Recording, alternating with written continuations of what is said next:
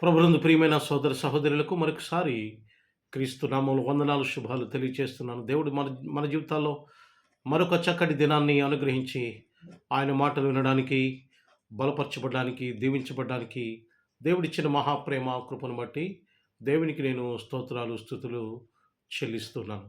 ప్రియులారా, మరొకసారి ఈ రీతిగా మిమ్మల్ని కలుసుకోవడం నేను సంతోషంగా భావిస్తున్నాను. ఈరోజు మరొక వాక్య భాగంతో మనము దేవునిని మహిమపరుద్దాం. ఆయన ఉద్దేశము, సత్యము మనం తెలుసుకుందాం. నిన్నటి దినాన్ని యెహోషువ 3వ అధ్యాయము 11వ వచనంలో 7 రకాల జాతీయులు అక్కడ మనం చూసాము. మొట్టమొదటి జాతీయులు కనానీయుల గురించి చెప్పుకున్నాం నిన్న. ఈ రోజున రెండవ జాతీయులు ఉన్నారు అక్కడ. రెండవ జాతి వారెవరు అని మనం ఆలోచన చేస్తే అక్కడ దేవుని యొక్క వాక్యము సెలవిస్తూ ఉన్నది. కనానీయులు తర్వాత హిత్తీయులు అనే జాతి వారు ఉన్నారు. హిత్తీయులు అనే జాతి వాళ్ళు ఉన్నారు. వీళ్ళందరూ కూడా దేవుని యొక్క ప్రజల మధ్య నుంచి దేవుడు వారిని వెళ్ళగొడతానని యెహోషువ ఒక వాగ్దానం చేశాడు. ఎందుకు వెళ్ళగొడతాను అని చెప్పాడంటే, కనానీయులేమో ధనాపేక్ష గలవాళ్ళు, ధనాపేక్షకు సాదృశ్యం వాళ్ళు. ఇప్పుడు హిత్తీయుల గురించి మనం ఆలోచన చేస్తే యెహోషువ 3వ అధ్యాయము 11వ వచనంలో హిత్తీయులు అనే మాట మనం చూస్తున్నాం. హిత్తీయులు దేనికి సాదృశ్యం అంటే వీళ్ళు అసూయకు సాదృశ్యం. వీళ్ళు they are symbolised for jealousy and this Hittites they are symbolised for jealousy. వీళ్ళు అసూయకు సాదృశ్యం. హిత్తీయులు అనేవాళ్ళు అసూయకు సాదృశ్యం. పిల్లల, దేవుడు అసూయను ఇష్టపడడు. అసూయను ఆయన అసహించుకుంటాడు. ఆయన రాజ్యములో, ఆయన వాక్యములో, ఆయన ఎక్కడైనా సరే దేవుని యొక్క సందర్భములో అసూయ దానికి అవకాశం లేదు, దానికి చోటు లేదు. యాక్చువల్గా దానికి చోటు లేదు. కానీ ఈ హిత్తీయులు అనే వాళ్ళు అసూయకు సాదృశ్యంగా ఉన్నారు. అసూయ కలిగిన వాళ్ళు ఎంతకైనా దిగజారుతారు. వాళ్ళు అంటే ఎదుటి వాళ్ళు సంతోషంగా ఉన్నారని, ఎదుటి వాళ్ళు దీవించబడుతున్నారని, ఎదుటి వాళ్ళు ఆశీర్వదించబడుతున్నారని, ఎదుటి వాళ్ళు మనకంటే ఎక్కువగా వాళ్ళు హ్యాపీగా ఉన్నారని ఎవరికైతే అసూయ ద్వేషం కలిగి ఉంటారో అలాంటి వారు దేవుని రాజ్యానికి వారసులు కాదు. అలాగే దేవుని ఆశీర్వాదానికి కూడా వారసులు కాదు. అసూయ వలన అసూయ మనలను తప్పులు చేయిస్తుంది కనుక which God doesn't like that. దేవుడు దాన్ని ఇష్టపడడు. ఈ హిత్తీయులు అసూయకు సాదృశ్యంగా ఉన్నారు. అసూయను దేవుడు ఇష్టపడడు గనక, ఒప్పుకోడు గనక ఇశ్రాయేలు మధ్యలో నుంచి ఈ హిత్తీయులనే జాతిని దేవుడు తొలగించాలని అనుకున్నాడు. ప్రియులారా, జాగ్రత్త సుమా. మనలో ఒకవేళ అసూయ అనేటువంటి గుణం ఉంటే దాన్ని ఇప్పుడే తొలగించాలి. ఇప్పుడే తొలగించినప్పుడు దేవునికి సన్నిహితంగా ఉంటాం. మనలో అసూయ పెట్టుకొని, మనలో ద్వేషం పెట్టుకొని, మనలో వార్వలేనితనం పెట్టుకొని దేవునికి ప్రార్థన చేస్తున్నా, దేవునికి మందిరానికి వస్తున్నా, దేవుని కానుకలకి ఇస్తున్నా, ఏమి చేస్తున్నా ప్రయోజనం లేదు. దయచేసి గమనించండి, ప్రయోజనం లేదు. దాన్ని మనం విడిచిపెట్టాలి. దేవుడు ఇక్కడ ఇశ్రాయేలు ప్రజల నుంచి ఈ హిత్తీయులను తొలగిస్తానని చెప్తున్నాడు దేవుడు. ఎందుకంటే they are symbolised for jealousy. వారు అసూయకు సాదృశ్యంగా ఉన్నారు కనుక, దేవుడు అసూయను ఇష్టపడడు గనుక వారిని బయటకు వెళ్ళగొట్టాలి అని ఆయన ఆలోచన చేశాడు. వారిని బయటికి వెళ్ళగొట్టినప్పుడు ఇశ్రాయేలు ప్రజలకు విజయం వస్తుంది. మన జీవితంలో విజయం కావాలంటే, మన జీవితంలో దేవుని ఆశీర్వాదం చూడాలంటే, మన జీవితంలో గొప్ప భాగ్యము చూడాలంటే, శాంతి సమాధానం చూడాలంటే, అనేక మందికి దీవెనకరంగా ఉండడాన్ని మనం చూడాలంటే మనలో ఉన్నటువంటి అసూయను విడిచిపెట్టాలి. అప్పుడు మనకు విజయం చేకూరుతుంది. ఇశ్రాయేలు ప్రజలకు అసూయ ప్రజలైనటువంటి హిత్తీయులను ఎప్పుడైతే దేవుడు వెళ్ళగొట్టాడో వారికి విజయం కలిగింది. ఈరోజు మనకు విజయం కావాలంటే అసూయ అనే స్వభావాన్ని విడిచిపెట్టాలి. ఈ అసూయ అనే స్వభావం పాపమునకు సంబంధించినది.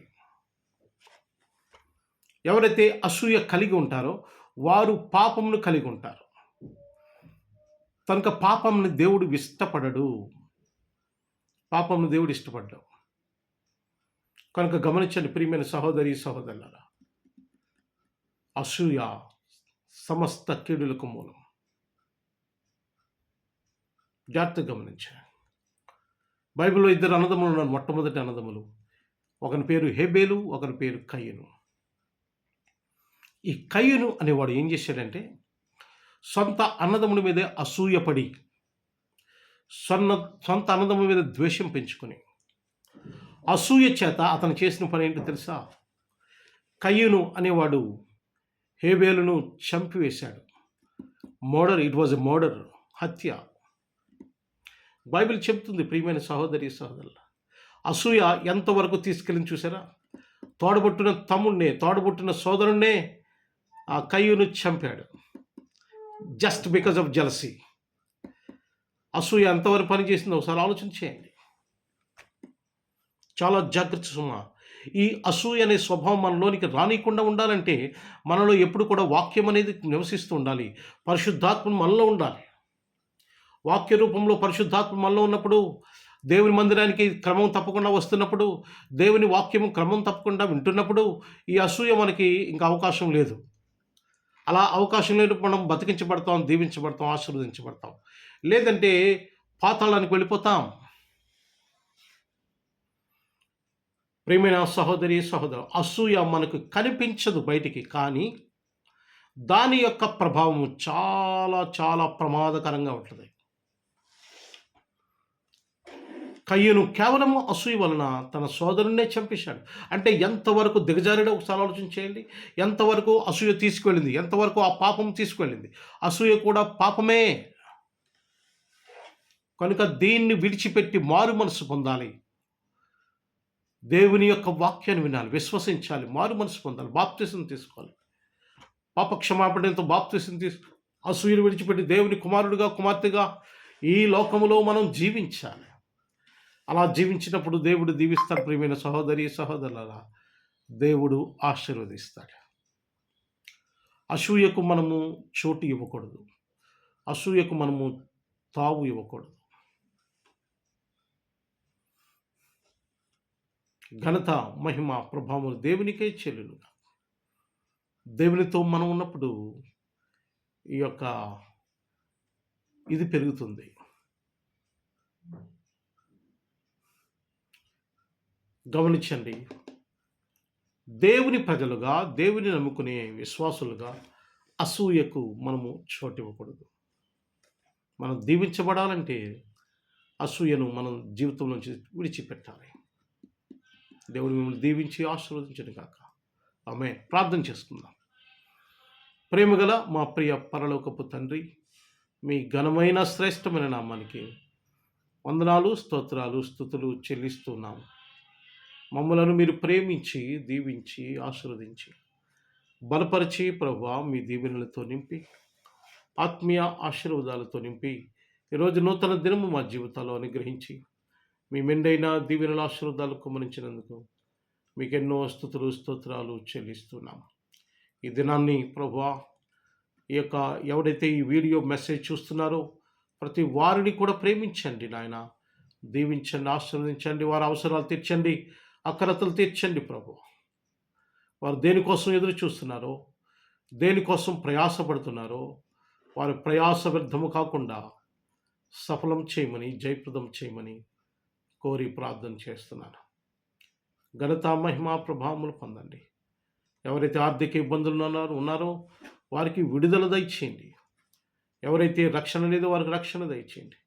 ఎవరికైతే స్వస్థత కావాలో వారికి స్వస్థత దయచేయండి.